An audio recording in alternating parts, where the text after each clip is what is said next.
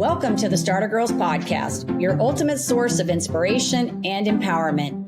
We're here to help women succeed in every area of their lives: career, money, relationships, and health and well-being, while celebrating the remarkable journeys of individuals from all walks of life who've achieved amazing things. Whether you're looking to supercharge your career, build financial independence, nurture meaningful relationships, or enhance your overall well-being, the Starter Girlz Podcast is here to guide you. Join us as we explore the journeys of those who dare to dream big and achieve greatness. I'm your host, Jennifer Loehding, and welcome to this episode.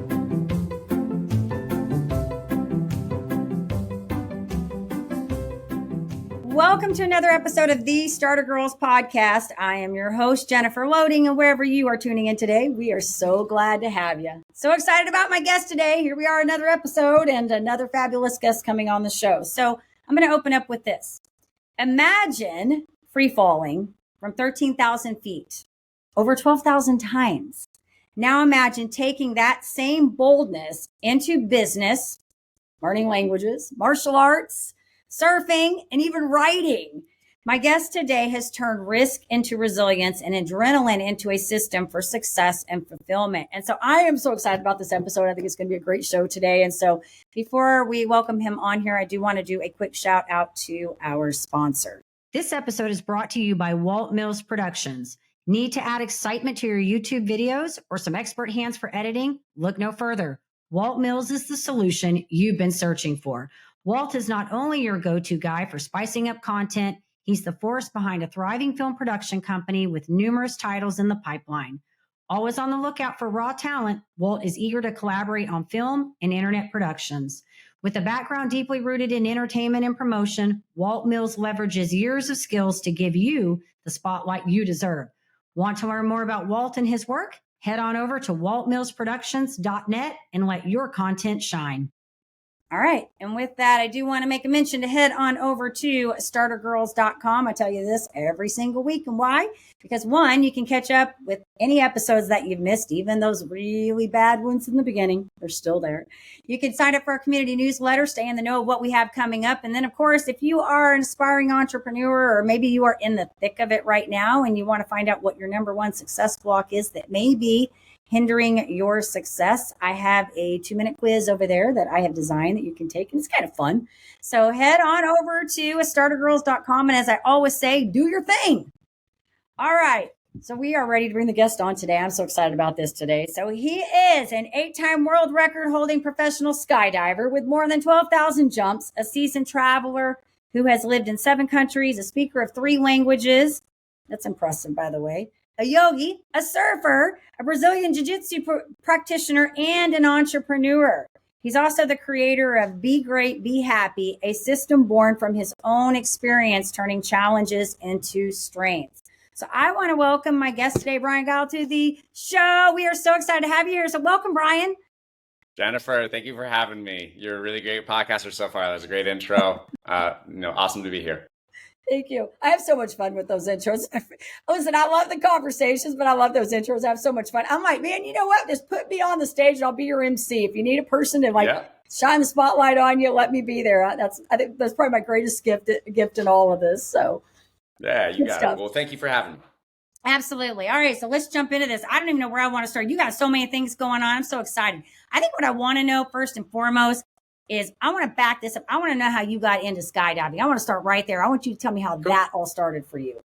My dad, actually, he's the guilty one. I blame it all on him. Yeah. He has been jumping for over 55 years or something like that. He was skydiving when it was like actually dangerous back in the days.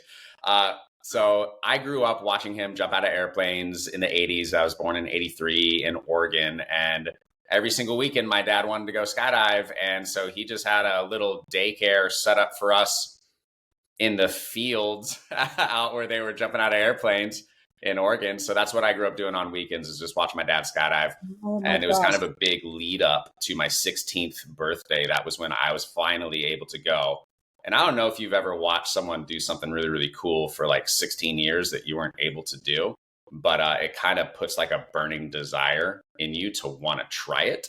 And I knew I was going to be a skydiver when I was in grade school. Like I used to write You know, when you go into grade school and they're on your first day of school, middle school too, they're like, hey, what do you like to do, Right. Jennifer? And what are your favorite sports?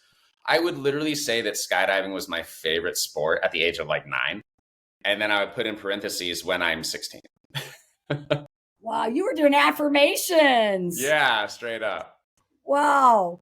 I know. I'd be like, okay, like, so my sister's a teacher, my daughter's a teacher. So I'm wondering, like, they see this and they're like, this kid like wants to be a skydiver. Like, what started that conversation, right? Totally. This is so crazy. Okay, so nobody in my family's done that kind of crazy, but my husband was an endurance athlete. So he would do, I thought, pretty crazy things like run, 100 miles, for like 16 hours. I think he did a record, did it in like 15 hours. But there's these people that have done them like, even crazier than that. But I'm like, never like, like I see this and I think, what are these things that like, I've talked to these different athletes and people that get into these things. And I was like, what are these things that like trigger them to want to do this stuff? And so totally, when I hear yours, I could see this. And so I imagine as this child, you see your dad, this was like the norm for you because you just saw this.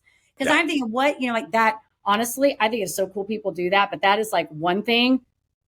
I went to get this. You're gonna think this is so funny of me. I went to a 9 Inch Nails concert on Saturday night. They're one of my favorite bands, and we had great view, no obstruction, but we were up like on the second floor, and I get in, and I'm like, oh, it's a slope like this with the balcony, and then the next thing, and my heart is like, dum, dum, dum, dum, dum, dum, like I'm like trying to slide and get to my seat and just sit, right? Just sit. I didn't want to move. I did not move. Were you right on the railing, like where it drops off?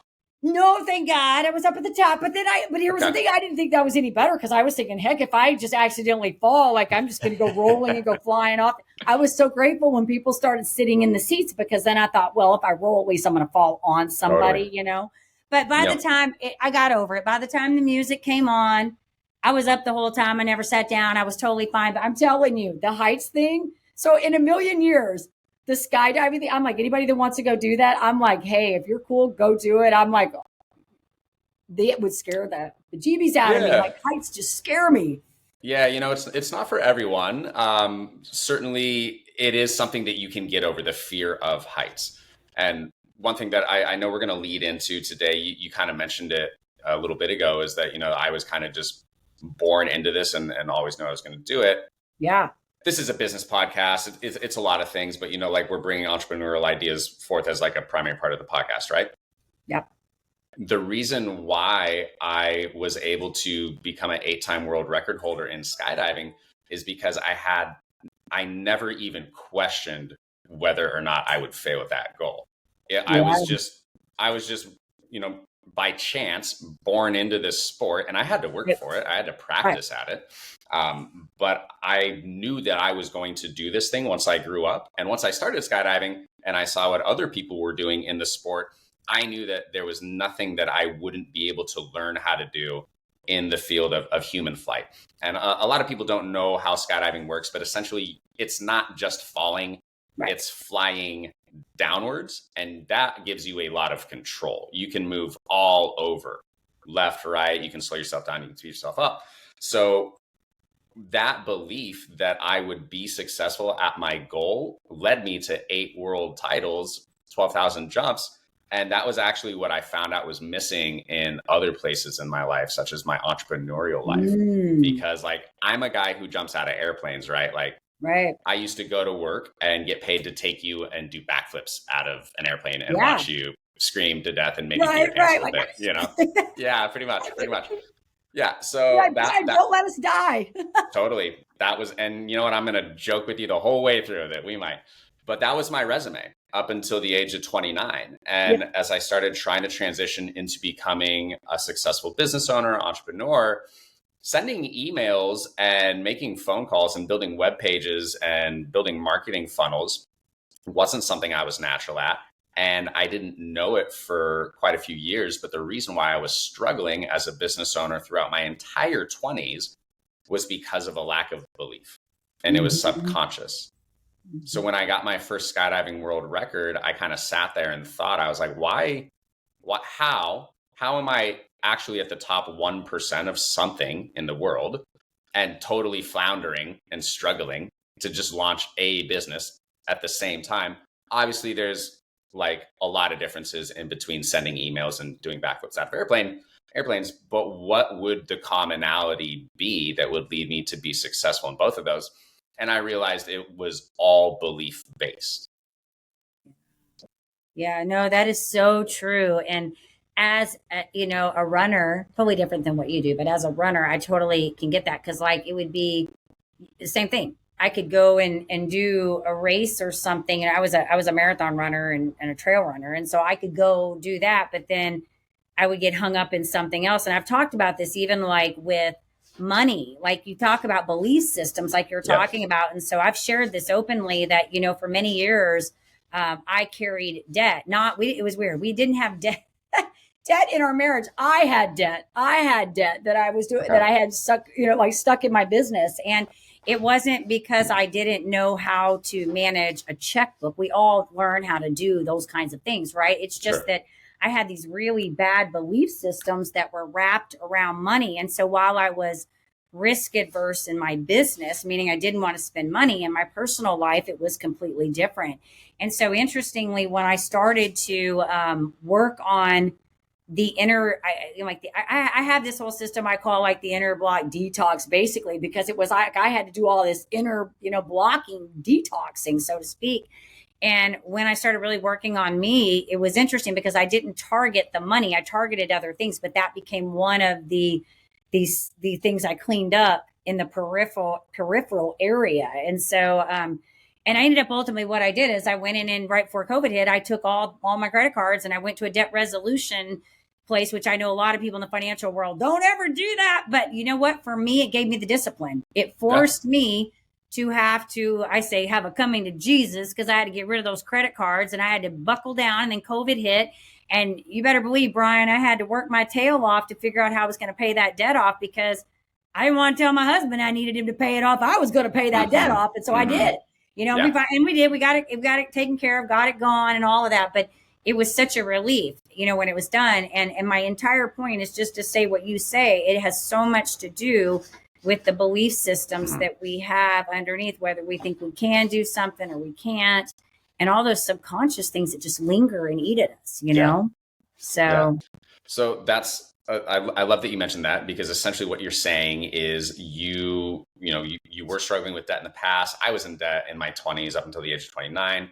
And, both of us had a mindset shift where we just decided, okay, enough is enough. I need to tackle this. And what do you know? Then you start to tackle the problem. So I think if we dig into anything really today, let's go wherever you want to, but mindset and our thoughts and awareness of our thoughts that's really what I specialize in. I never, and this is what I like to say, like I built a multi-six-figure business off of my own belief, but I will never tell someone to believe in themselves, because that's a tall order. Instead, what I'll say is I'll teach you how to believe in yourself at the level that an 8-time world record holding athlete does. Okay. Because that's what I learned how to do. I was like, all right, I don't have the belief in my own success, even though I'm going through the motions in business. I'm trying to start online businesses. I'm trying to sell ebooks. This was back in like 2012. I'm putting in the hours at my desk. All right. But I'm not getting the results because I'm hitting these obstacles, and fear and worry and anxiety starts to bubble up when I don't know how to, work around a technical issue. And then I end up quitting and I move on to the next thing to kind of like go through this cycle over and over and over again of trying to find the right business. But really, any one of those ideas would have worked for me, but I didn't have the subconscious belief that I was going to be successful like I did in skydiving. And that's why none of them ever did. Yeah. So as soon as I was able to create a mindset that reinforced that belief, results exploded like overnight. Yeah. Yeah. Well, and I think that takes, I don't know, I don't want to assume I know what your system is. I think that takes a lot of going through and like you said, you said a 8-time world record holder, right? Like from the mindset of that, because you obviously worked through that and you figured out what that system was that worked for you. So hey, I can I can show you what I did, and you can put that into practice for yourself, and so I think that, I think it's this I, I always tell people it's like when I'm working with people, and I do a lot more I'm much more of a presenter type person. Like I like to do group things than I do some one-on-one coaching with people, but I just feel like I'm more effective because I get too invested in people and then I get tired. I Sure. get tired, physically tired. Yeah. And Yeah. so one of the things I always tell them, it's like when we're trying to make change, because you'll hear people, and I don't know, I'm assuming you get people like this too sometimes that come in and they're like full throttle wanting to make change. It's like they want to go 0 to 360 overnight. And you're like, no, that is not going to work, And I taught aerobics many, many years, and I would have people, like the people that come into the gym and they're like, they walk in day one on January, whatever, the day the gym opens up, and they're up in the front row of your class. And then they're there like for a few weeks, like every single day. And and so I've always kind of had the mindset of how do we create to kind of create that worthiness, because it's not just about because confidence and worthiness are two different things. Like, right, your belief systems are different. You can build them, but they're a little bit different. And that's why you'll see people sometimes that have a lot of skill, but they still don't have the belief system, right? Yeah. Like they still don't have it. And so that's why, going back to that gym thing, I always think it's so important to put these steps in practice that can help them create those wins, right? Because each time, like, you went in there and you got good at skydiving, you started building that, I'm really good at this, I can do this over and over and over. Now it's like a no-brainer for you. You go up there, it's kind of like a pilot, right? Like they just get in the plane and they do it. Me, I would have to be, first time you drive in a car, you're like, sure, you gotta start somewhere. Exactly. So I think just starting and doing and, go ahead. One thing that you kind of just mentioned a little bit is where someone tries to create a ton of change. And I actually believe that people can create a massive amount of change very, very quickly. We're just not necessarily taught how to do that. Okay. And when you try to create change externally, like aggressive change externally, but you don't start by making the change internally, that's where the failure comes in, because your external world is a projection of your internal world. Let's get in how to do that in just a second. You mentioned someone who wants to change their life very aggressively, and they get in, they get all excited, they start going to the gym or whatever, and then 5 weeks later they fizzle out. I call that concept the death cycle of an idea. Yeah. And what this is just imagine a bell curve. So imagine a line that from left to right, it starts out low, it goes up high, there's a center point, and then it continues and it drops back down low again. On the left side of that curve, you have the birth of your idea, which is, I'm going to change my life, I'm going to get in shape, I'm going to get out of debt, whatever, all this stuff. And you start making progress towards your goals, and you're very excited because you've just started. And that's always, when you start a new goal, that's when your level of excitement is at its highest. And you're just like, oh my God, I'm doing it. I'm pumped. Yeah. Okay. And there will always, no matter whether you are successful in a goal or whether you fail at it, there's always going to be a point in time where you stop being excited about your goals for two reasons. One reason is because you're in the daily grind of it. And we'll talk about that later. The primary reason why people fail their goals and quit is because of negative self-talk once the excitement phase stops. Once it actually becomes work and you're like, oh my God, I don't want to get out of bed and go to the gym today or whatever it is. It's been 5 weeks.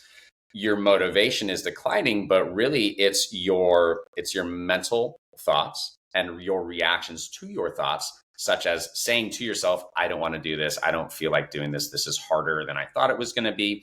Once that chatter goes unchecked and you allow it to continue without correcting it, your momentum is gonna die. Just give it time. You can't keep thinking to yourself that I don't want to do this and continue on. And what happens there, while that mental chatter, that negative self-talk is going on, is that your belief slowly dies. Your belief in being successful at the goal slowly dies, in even wanting to do it slowly dies. And eventually your momentum stalls and you quit. But how many goals that you've ever fully believed in have you quit? Probably not very many. Oh, right? No. Yeah, no. Yeah. No. Well, and I know. And I think my point to that with the change thing is I agree with you because I think most people, in my experience, and that's only because, having worked I was in Mary Kay for, like I told you, 22 years. So I've worked with a lot of people in that capacity to helping them build businesses and build teams. And outside of that, because I work with other people in different areas, but I feel like most people, it's like what you're talking about, they're not committed. And it may be because they don't know how, but in my experience, a lot of them are not committed enough to make that internal change to create that massive outwardly change, right? Like you have to have you achieve some really amazing things. And I'm sure, I know you had to work to do that. And you probably have had other things that have come up in the middle of that have really developed and shaped who you are as a human and all that. Mm-hmm. But I will say, even for me, like a lot of the work, the internal work that I did, that cleaning up that debt, all of that, those patterns of behavior were things that I learned very early on in my young age. And they just they continued to kept going. Right. Keep going. I didn't really get to a place where I was really willing to make that external change until I had something really hard happen in my life. And when I had something really hard happen, it forced me to go inward and figure out, why did it happen? Right? Like, why did this happen? And it moved me from a place of being, why did it happen to me, to it happening through me, because I learned in that a lot of things. And then that's when all that transformation. So yes, I'm with you. I think, because I feel like and you probably have too, I feel like I have made massive change. And I feel like I've done it. I feel like I've been working on this. I started Mary Kay back in 97, 98, and then I left that. But I had this whole major health thing happen in 2012. So I've been at this now for a little while, right? And I say, yeah, I feel like I've had massive change, but I've also been at it now for, what are we in, 2025? So a little while. We never stop growing. There's no timeline that you have to figure this stuff out at. Yeah, exactly. But my point is that, that massive change. That's why when I tell people, when they look at me and they say, okay, this is where I am today, this isn't where I've always been, and a birth of all of this transformation really came because I was forced to have to evaluate. And I didn't like what was happening in my life. I didn't like the path I was traveling down. I was an achiever. I mean, I did cool things. I earned a company car. I set a company record, earned a car in 45 days. I mean, I did cool things, but I wasn't a happy person, and I was sick, and I had a lot of things going on that weren't in the right way. And so I think that hard stuff sometimes is when we get into that. And so I'm with you. I think that we have to have that inner spark in order for that massive outwardly stuff to happen. So you just described my favorite word in goal achievement. It's the number one reason why anyone is going to be successful at any type of lofty goal. And that word is conviction. Yeah. Okay.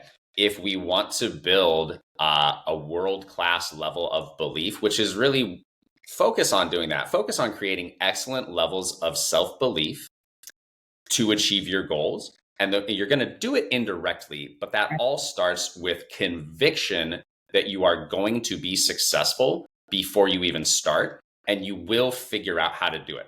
Now, obviously, not everyone is going to succeed at every single goal in their life. I've failed at many, but I succeed at more goals than I fail, especially these days, because I have a plan of how to go about goal achievement, whether that's losing weight, whether that's learning languages, starting a business, whatever it is. You have to start with a full conviction that I am going to do X. Okay. And the reason that's so important is because if we go back to our death cycle of an idea concept, once you get to that point at the top of the bell curve where the excitement starts to fade, that conviction in sticking it through to the end is the beginning of you fighting the internal negative dialogue that would cripple you and slow your momentum down. So that's what the life cycle of an idea looks like. And it looks like an S, like the letter S. That's called an S curve. Yeah. It starts out the same way. You have an idea for a big goal, starting a business, whatever, savings for retirement. You're always excited as soon as you start with your goal. And even for goals that you do succeed in, your excitement is going to fade because it's not that sexy to work on your goal on day 412. Yeah. Not as fun as it was on day 3. You know what I mean? The progress that you make is very, very small. The better you get at anything, the amount of progress you make always diminishes. You make tons of progress when you start because you're starting from 0. And when you get to that top of that point where in the graph where your excitement fades, that's what I call the long road of success. Okay? Where you're very far away from starting, from where you started, and you're very far away from the end. You're kind of in this no man's land in the middle.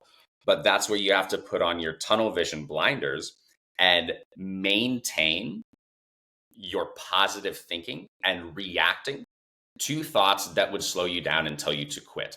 That is what my book is about. That is what the system of thought that I created that allowed me to go from $16,000 in debt to a multi-6-figure earner within a couple of years, explode my life as an entrepreneur.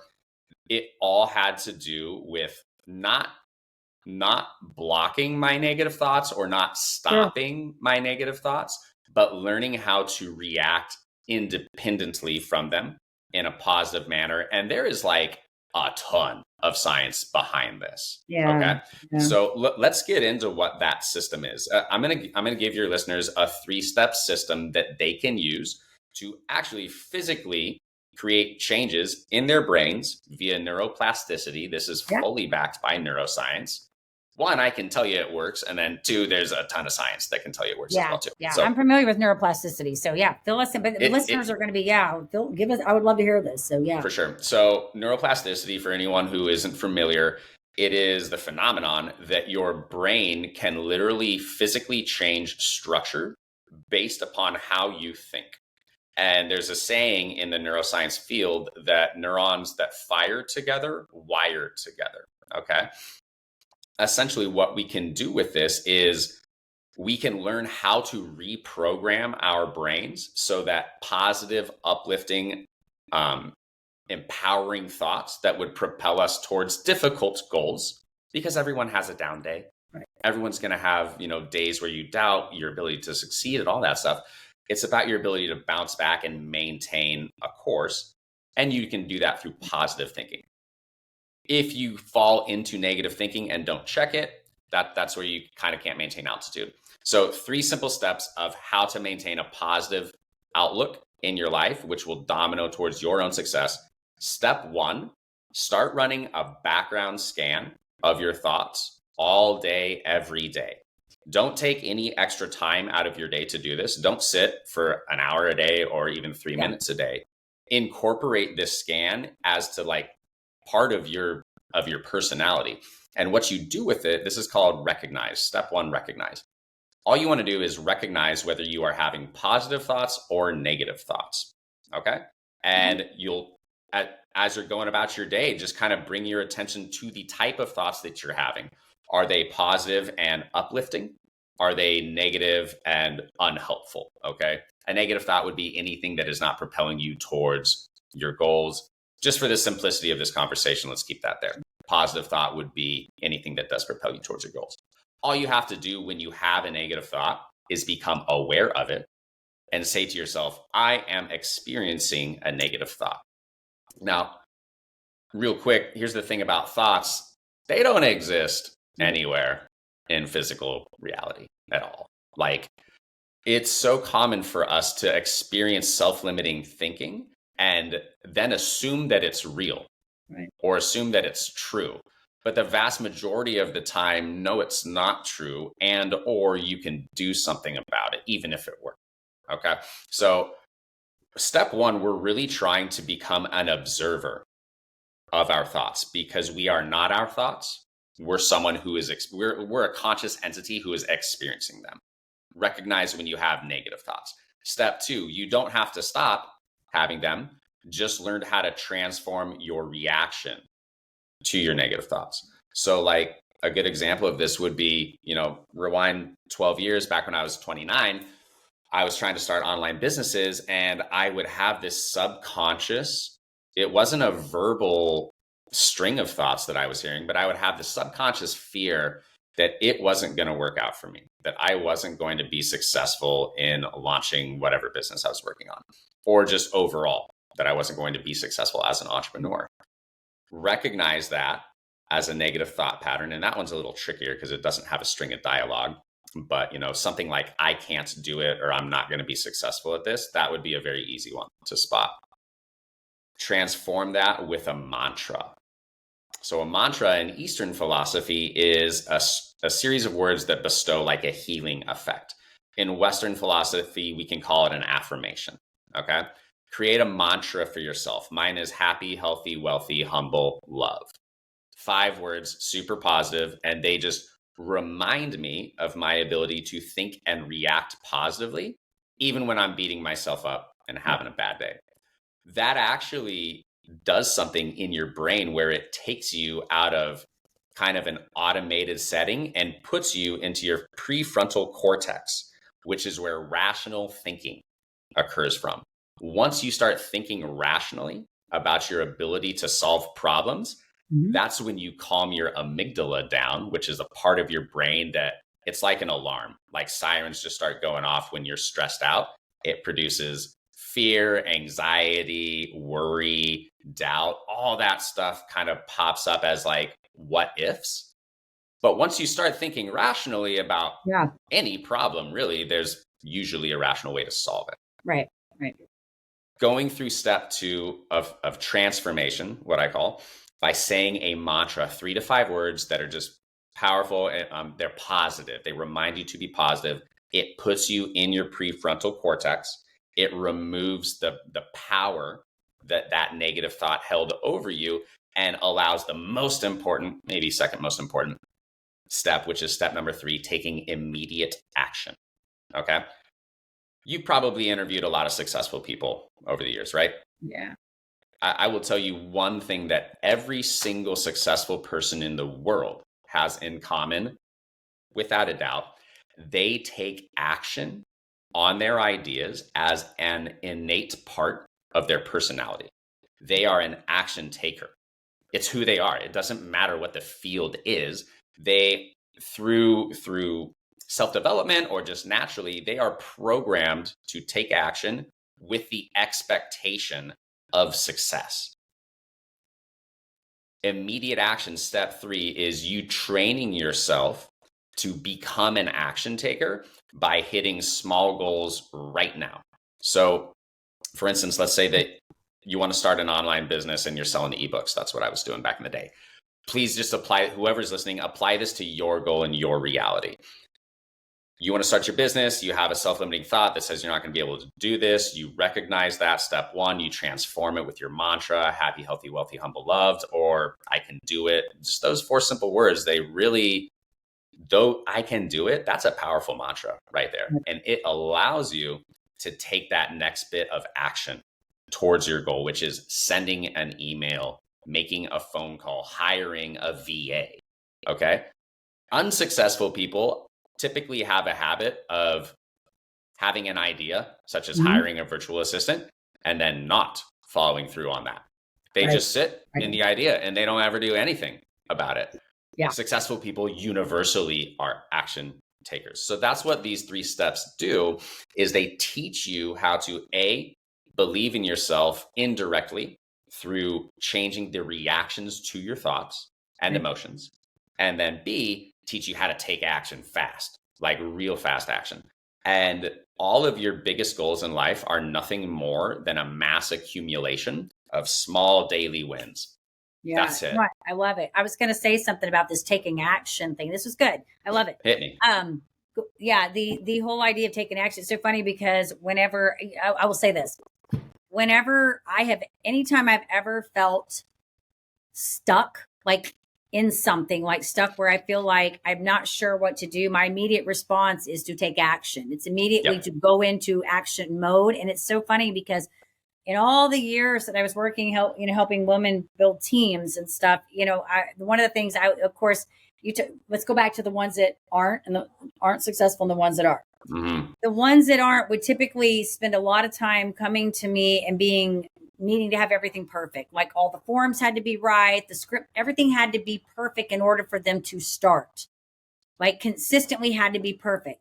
Mm-hmm. Whereas my mindset was always, you will figure it out when you start doing what you need to be doing. And so I would always go into We don't need to have the perfect flyer. You just need to talk to somebody, because everything happens when you talk to somebody. When you start talking to somebody, that's how you sell. When you talk to somebody, that's how you meet a new prospect. When you talk to somebody, that's how you get a facial, whatever. It was always about just go into action mode.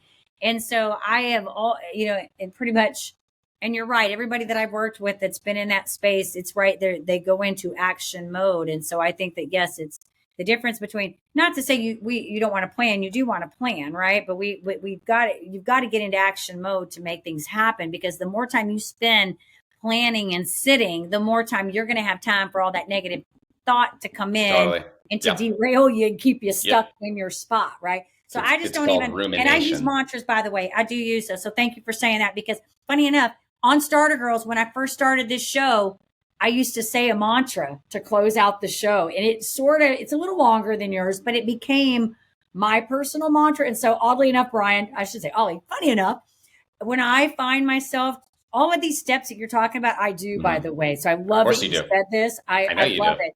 Because it's the blueprint. That's the recipe right there. When I find myself in a pattern of, I call it bad brain thinking. So that's a term we termed it in my family. It's actually like distorted thinking is what it could be, but I call it bad brain thinking.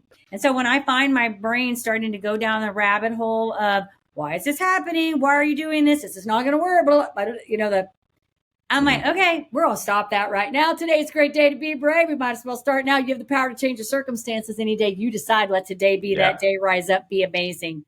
That is what I do. And I will do that, Bryan. Like 5, 6, 7, 8, 9. How many ever times it takes me to get out of that. You can't say that and stay in that. If you said that enough times, you're not going to, there's no way.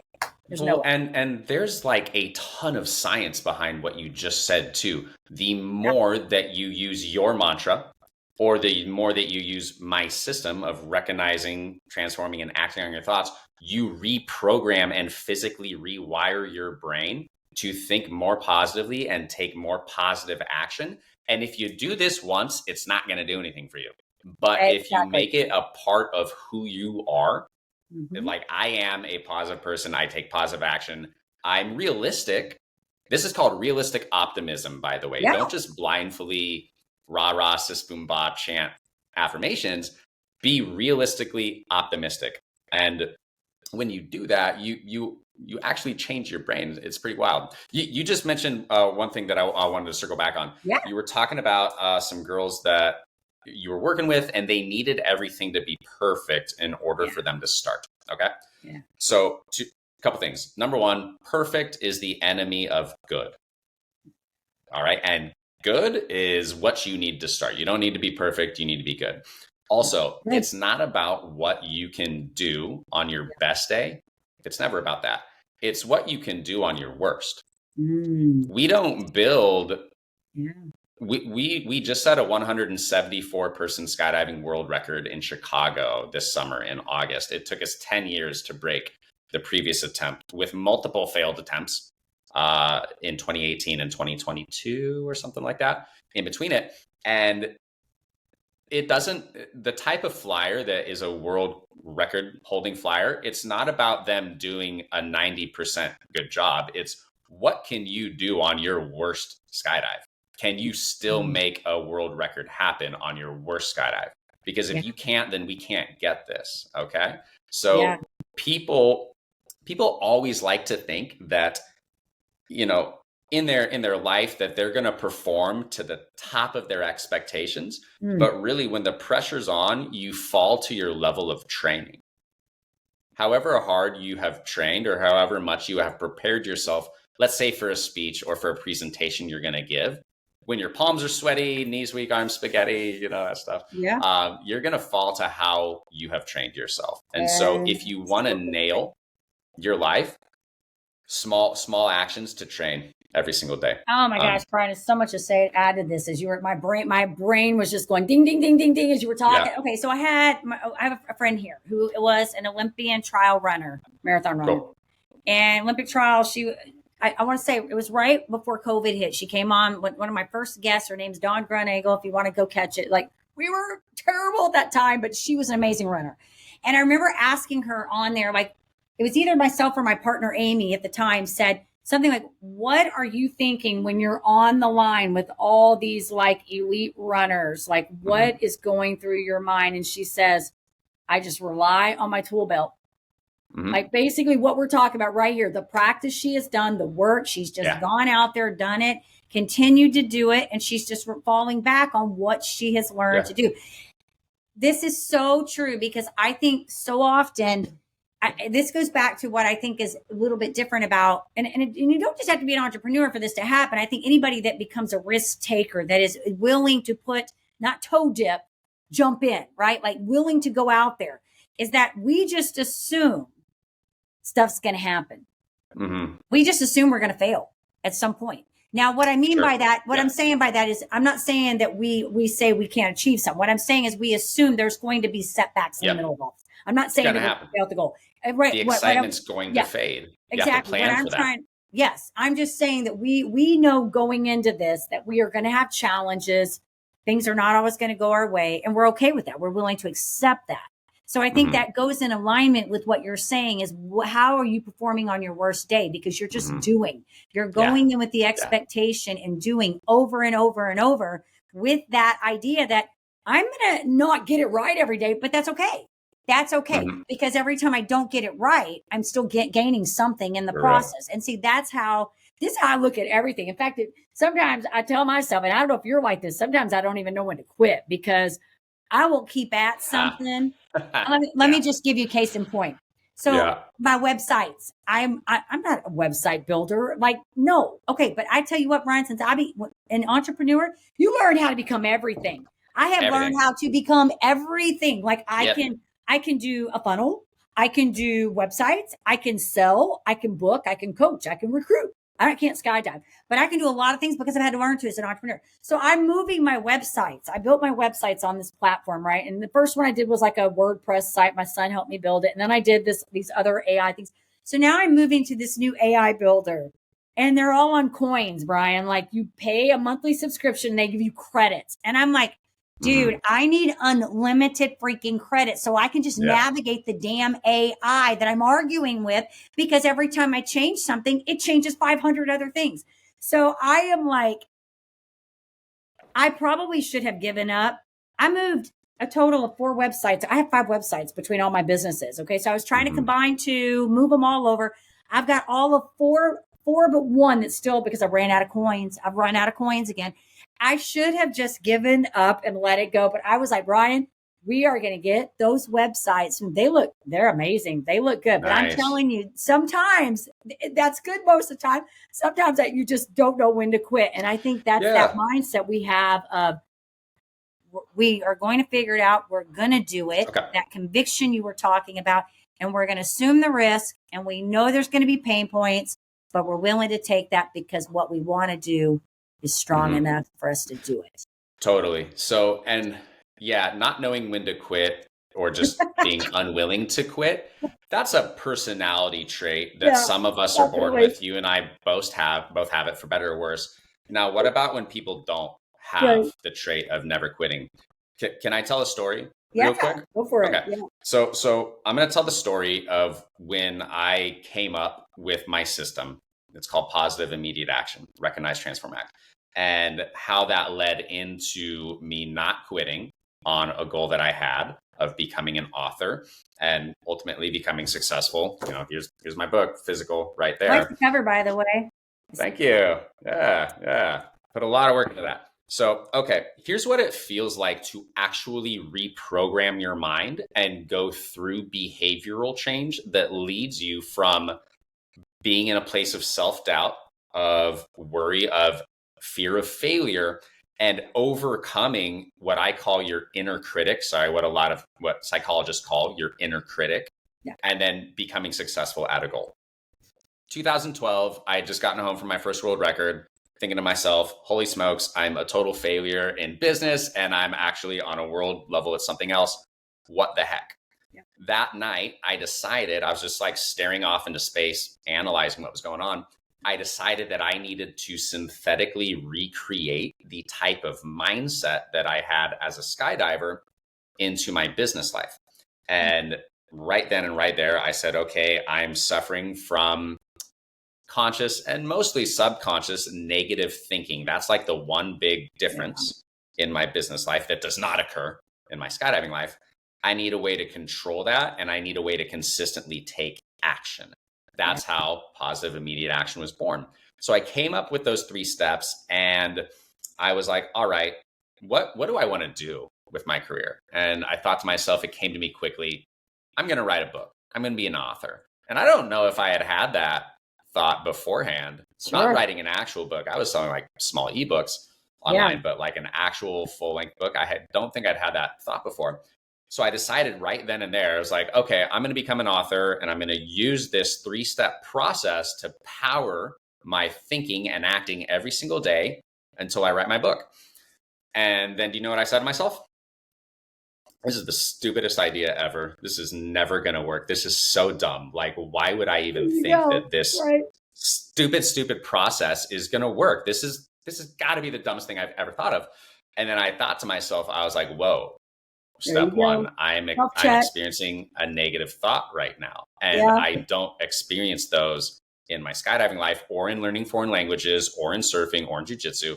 And I'm very successful in those areas. This is what is crippling me in my entrepreneurial life. So I recognized the negative thought pattern, removed myself from it, started observing it, because you are not your thoughts. You are the conscious observer of your thoughts. So start observing them.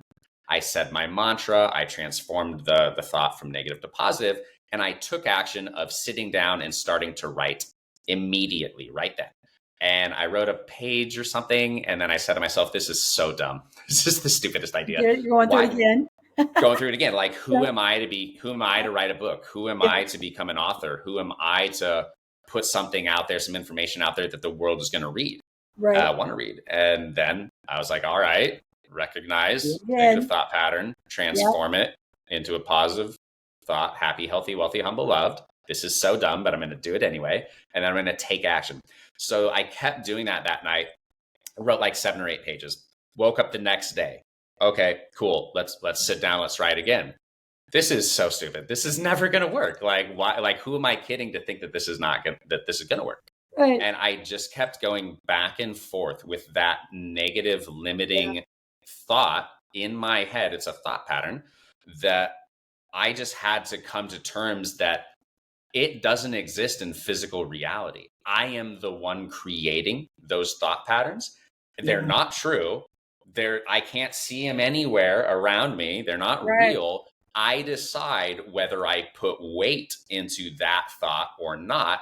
And belief is really what brings your thoughts into reality. So once you start removing your belief from negative thinking and pouring belief into positive thinking, that is what allows action or inaction in the real world. So I went back and forth with this for like 2 weeks. I woke up every day. I started writing, told myself I was a big dumb idiot. This wasn't going to work. And then I just kept going through the motions of recognizing and transforming that into positive energy, taking action. Then one day came, I was probably 10 days in, and I looked at my page count in Microsoft Word, and I had written 70 pages. Oh. And I said to myself, holy smokes, this is working. And I was like, the method's working. Yeah, I was like, this is actually working. And if I can write 70 pages, I can write 100 pages. And if I can write 100 pages, I can write an entire book. I can do this. And that is the moment that you want to get yourself to, ladies and gentlemen, is where you indirectly, through your own progress and success in small goals, have built your level of belief up to the highest level that it can be, which is an I can do it level of belief. Once you have that, you're golden. Yeah. And it took me years, but like, here's the book right there. This is physical. It's in reality. So that's actually my story of going through behavioral change, the mental struggle of what it feels like to do so, because your brain likes things how it is.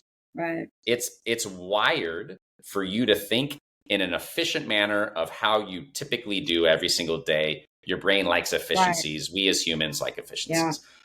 Yeah. In order for you to change your thinking patterns, especially when fear is involved, it's going to feel like you're rolling a ball uphill.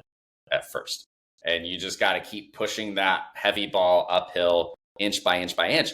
But you will get to a point within a matter of weeks, if you stay at this, where all of a sudden the momentum starts, like you're up at the top of the hill, and now that ball is easily rolling down the other side. You are rewiring your brain, you're restructuring neurons, you're in your prefrontal cortex more, you're thinking rationally. Also, the prefrontal cortex allows decision making and action taking. You are becoming the type of person who would succeed at your goals. Circling back to when you said earlier that like people try to take on all this huge amount of change and then 5 weeks later they quit. It's because they never turn themselves into the type of person who would succeed long term. They just tried to think externally about their diving goals. in with no real mental plan. No, and I think, listening to all of this, I think the big first initial thing, and you've kind of said this over and over and listening to you talk, is really that self-awareness in the beginning. It's checking in, the scanning, checking in to see what are you thinking about, and then what do you do next from there? Because to me, that is the do or die. Because if you choose to sit in that, you're going frozen. But if you choose to move out of that, which would be like what you're talking about, move into mantra, what I do, move into something. I do other like nervous system stuff. Like sometimes I'll just, like to me, it like get up, go splash water on my face or go do something to kind of stir myself up and get out of that frame. But whatever that is, I think the big key critical thing that you're leading into here initially is taking stock, making sure you know how you are thinking in that moment. And you're a prime example when you were talking about your book, how you went through that multiple times where you came back and realized, hey, I'm doing it again, the behavior again, I'm falling off again and telling myself, hey, Bryan, I can't do this. Hello. No, yes, you can. Check. Let's do mantra, start over, go into action, start writing. And so, and through that, what you're talking about, that repetitive work, that's really how we start building that self-worth muscle, because we start realizing that, hey, I can do this. I am doing it, And so I love it. I love that you mentioned these 3 steps. I think it's great. Great episode. I would love to know, okay, so what's the big next goal we got going? What's happening? You got so much fun stuff going on. I love it. Like, what's the big next thing coming up for you? Just getting more so, getting further into keynote speaking, really on these topics, and just continuing my coaching business, expanding that on these topics. I work with mindfulness. I help people overcome fear-based emotions so that they can really take action in their lives, whether that's as a business owner or just as, anyone else. So just expanding that work and spreading this word, because it changed my life. I've been so thankful and excited to have read the reviews online. We're sitting at 5 stars still. People love this work. So I just feel called to get it out there, Yeah. Well, no, and I think it's great. And I think it's great that because obviously you having somebody come from an area where you were excelling really, really well, and then coming into this other side. And we all have that. I think we all have, places where we do really, really well. And then other things we try to dive in. It's like my husband, I've had these conversations, like he was an elite runner. And I mean, like, he was like a really good, not the best runner, but he did really well. He won here. He would, do like these 50-mile races and would come in for first place. And so he sort of developed this sort of, probably like you do when you do your work, where they just expect you to perform at a certain level, right? Like go in. And so for him, it was a no-brainer because he'd done it so many times. Like I laugh because he'd go out on the weekend. He'd be like, I'm going to go run 20 miles, and he hadn't run in days. He'd just go do it. And I'm like, I'd have to train. Like, I got to work at that because that's not the same. He's just talented and he's got the skill and all of that and the discipline with that. Right. And so he could do that, but then move into business. Right. And for him to think about like what I do and like that just scares him to. It's like what you're talking about, right? Yeah. He doesn't even he looks at that and he's like, I just know he has a job. He's got a great job, makes good money, but he's been doing that same job and he works for somebody and goes in. And like that to me just mortifies me because I'm like, no, so it is wherever our comfort level is, wherever we are, that's where we are. And then when we have to move into that, to something different, that's where we start to get met with that resistance. And so I think you've set a really good groundwork here for giving people that here's what it's like having come from this this mindset of an athlete world record holder here in this field. What did I have to do this? And what did I have to figure out when I moved into a new space for myself, Yeah. Because we're the best teachers is when we teach other people, right? Totally. So yeah. I love And that's when you become even better at your craft, is when you become a teacher. How many minutes do we have left? You got a few minutes. You got some more you want to tell us real fast? Yeah, I do. Just circling back. So we talked about positive thinking. We talked about the power of that today. You had just talked about how your husband is like natural and talented as a runner. Yeah. No matter what your goals are, and let's assume that you're not a natural at a goal that you're trying to accomplish. Let's assume that success isn't inherently just destined for you. Yeah. The idea that we want to create here is that you're going to be tactical of stacking the odds of success of you completing any goal so far in your favor that achieving the goal, achieving the outcome you desire, is the probable outcome, aka you destine yourself for success before you even start.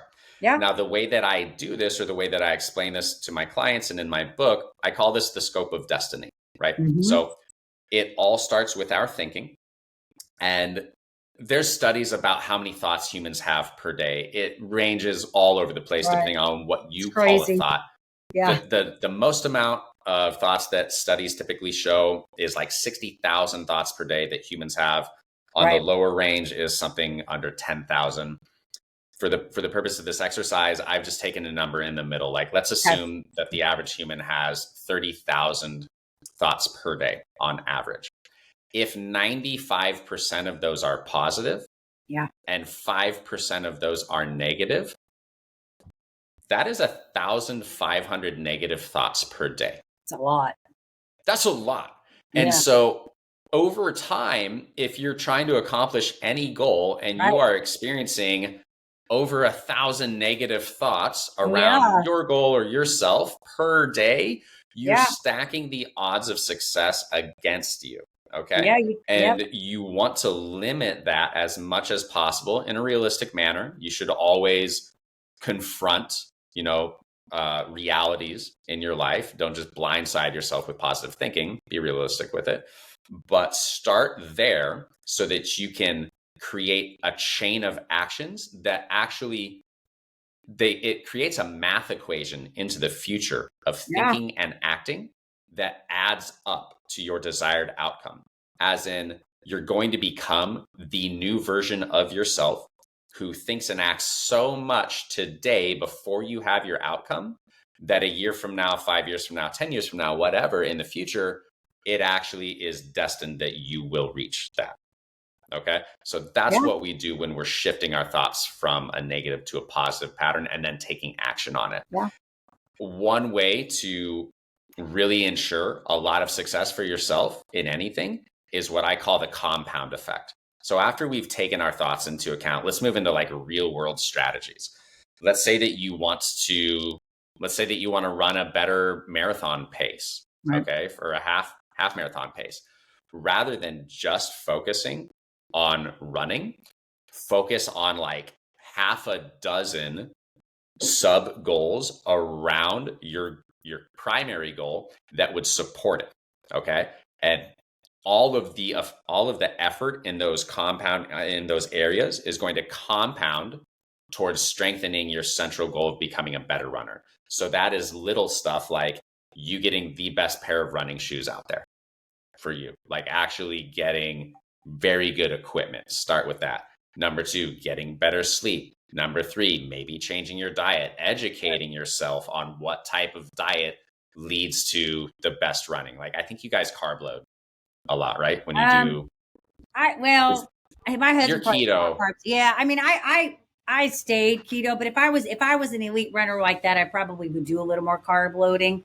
Just because it depends on, I think that too, you have a really good, that's a whole nother conversation we could have, because that's a really good, depends on what kind of runner you want to be. If you're a speed, you probably, because ketoing doesn't allow for the speed. It does give you endurance. You will go long. So for a marathon runner I would probably say more like an endurance runner that's doing like Marathon Plus would be really good because you won't have a crash and burn while you're on keto. So Sure. yes. So either way, yes. yeah, either way, yeah. When working with people over the years, one of the number one reasons I find that people achieve the results they don't want when they're not able to solve a problem is when they have one problem and they try to match it with one solution. Right. The compound effect, what I'm talking about right now, is having one problem and overwhelming it with like 6 or more solutions. Yeah. And that might sound a bit extra, but it is. And that's why you can expect above average results when you do that. I'll give you a real quick example here. I was suffering from back pain for years in my 30s. And I would try to like get a massage, or I would try to go to yoga, or I would try acupuncture. And it would provide some relief. But what really cured my back pain was doing like 9 things for it, is I'm taking magnesium supplements. I'm taking sodium and potassium. I am still getting massages. I do stretch. I'm taking turmeric to lower inflammation in my body. I'm taking ice baths. It sounds extra, but by overwhelming my one problem with many solutions, I don't have my problem anymore. Right. And that works for we could have a whole nother conversation on that, Bryan. We have a whole conversation on I'm laughing at it because I do all those things too. My whole health, my health has been like, I was laughing the other day because I tell people when they, when I talk, normally I'm in my other room, but in my other room, my den, I have my like vitamins and stuff all behind me. So I tell people, I'm like, oh, well, I'm not going to show you all the vitamins that sit behind me in my daily routine because there's a lot. I have collagen. I do, like I take sodium. I have electrolytes with my sodium. I have like a keto version of sodium, potassium, and I do magnesium every day. And like I have all my stuff. So when you were doing all that, you got a pharmacy going on in our kitchen. It's not one thing. It's a lots of things. And I was just, my back's been bothering me. I'm like, because I work out every day. I'm like, I need to go in, either do some acupuncture or massage. I need something. I need to go. I have all that too. I have a Chinese herbalist. I can get Chinese herbs. I got a fixer for it all. But yes, your point. We have to have lots of things because often it's not one thing. It is many things that help us reach our destination. So good stuff, Bryan. Well, you're doing amazing things. I love it. I like that you're in all of these different things. And I think that's what's one of the cool thing about us entrepreneurs is that we have our hands in lots of things and it makes it, I think it makes life fun. You just get to do a lot of things and experience life. I put a clip up the other day that I was talking about how, like in order to embrace the joy in life, you have to have the bad with the joy because you have to put yourself out there. And the reason I'm saying this is because I feel like, and I don't know about you, but I feel like in my life, I've had a lot of just crazy things have happened in my life. And I obviously didn't ask for all of them, but they happen. And some of them I'm sure are because of patterns of behaviors that I have done and things that I've had to work through. But I also think it's bigger than that. I think it's because I experienced life. I'm willing to put myself out there and risk things. And so when I do that, that subjects me to things that are not always favorable. And so whenever I get in the thick of having, something happen and I'm like, this is an awful situation and I don't like it. I just remember I have to go back to that. And I have to remember that I put myself out there where a lot of people are not willing to do that. And therefore I have a lot of life experiences. And so more ups and more downs. Exactly. And so it's part of it, but you learn. And I think you get better. And like you start changing the way you think about things and you become more industrious, have more ingenuity. And I think when you're faced with those challenges, you get way more creative. Like I look at things now and probably have always been sort of like this, but I look at a challenge and I'm like, they haven't told us it can't be done. Yeah. Okay. And you're telling me that this is an absolute no. And until you can give me a solid, have you tried it? Have you tried it? Because if you haven't tried it, don't tell me it can't be done. Right? That's how I am. Like if you haven't done it, and I need probably more than just you, I need a lot of yous that I want to know, like, have you done it? Have you tried it? Because if you haven't, then I might try it. You know what I mean? So we got to have a little crazy in the world. It makes it fun. But I love what you're doing. And I want to tell you, thank you so much for sharing with us. If our audience wants to get in touch with you, they want to get the book, they want to find out, follow you, whatever, where do you want us to send them? Check out my TikTok, Bryan Gile Official. Okay. That's where I post a lot of content on mindset and happiness and, goal achievement daily. You can find me at BryanGile.com. My book, Be Great, Be Happy, is on Amazon. Just go to Amazon, type in Be Great, Be Happy. And it's a book. It's more than just positive thinking. It's how to achieve any goal that you have and find inner happiness at the same time. Also with a ton of stories written through there. So I'm told it's a very fun read. It feels like a memoir more than just a self-help book. So you can get that on Amazon, begreatbehappy.com. You can read about it there more. And also find me on this podcast. Absolutely. All right. Well, it's been fun, Bryan, and I'm going to keep up with you so we can follow you, with all your stuff you got going on, all these jumps and all these things. We get to live vicariously through some of your fun stuff, because that I'm not going to do. No, that I don't have any desire, but we're going to follow you and keep up with what you're doing. So love it. Thank you for having me. Yeah, absolutely. And to our audience, of course, we love you, appreciate you. We hope you found this episode both inspiring and informative. And reach out to Bryan, follow him, check out his book, do whatever you need to do. I'm sure he will get back with you, all the good stuff. And as we always say, here, like, share, comment, so we can keep sharing all the fabulous stuff. And remember, in order to live the extraordinary, you must start. And every start begins with a decision. You guys take care, be safe, be kind to one another, and we will see you next time.